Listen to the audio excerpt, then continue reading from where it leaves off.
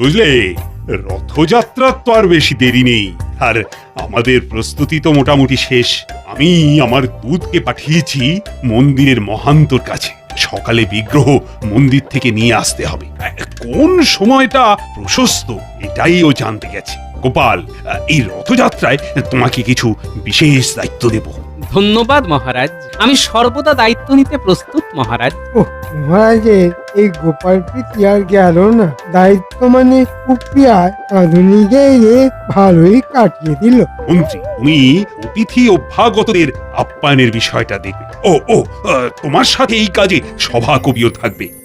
তা সভাকবি, এই উপলক্ষে একটা চমৎকার কবিতা রচনা করো দেখি।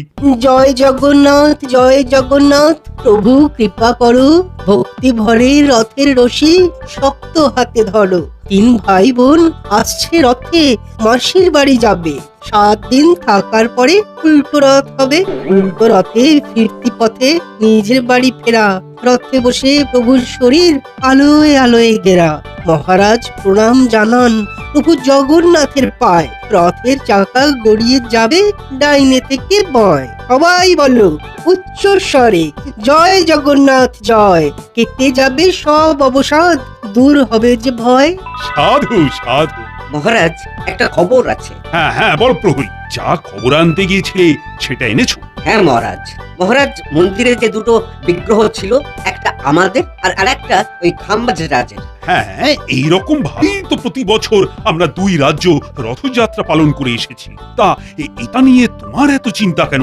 মহারাজ, মন্দিরে পুরোহিত বললেন যে এবার একটা বিগ্রহই ওই রথের জন্য যাবে। একটা কিছু গোলমাল ঘটতে চলেছে। জয় জগন্নাথ, কিছু একটা এলোমেলো করে দাও, লুটে পুটে খাই, বড় দুর্দিনে আছি।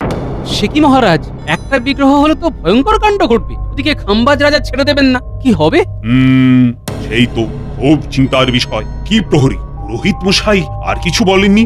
আর পুরোহিত মশাই বলেছেন যে যে রাজ্য আগে মন্দিরে আসবে সেই রাজ্যকে বিগ্রহ দেওয়া হবে। সে কি, এ কেমন তর সমস্যা? কিছু বলার নেই, রথ আমরাই বের করব, বিগ্রহ আমাদের কাছেই আসবে। আমরা রাত থাকতে আমাদের চতুর্দোলা পাঠিয়ে দেব। কৃষ্ণচন্দ্রের সভায় কিন্তু গোপাল আছে, ওটা ভুলে যেও না। ওই সভায় মহারাজ কৃষ্ণচন্দ্রের মন্ত্রীও আছে। মহারাজ কিছু উপরি দিলে দেখবে কিরকম কুটবুদ্ধি দেবে।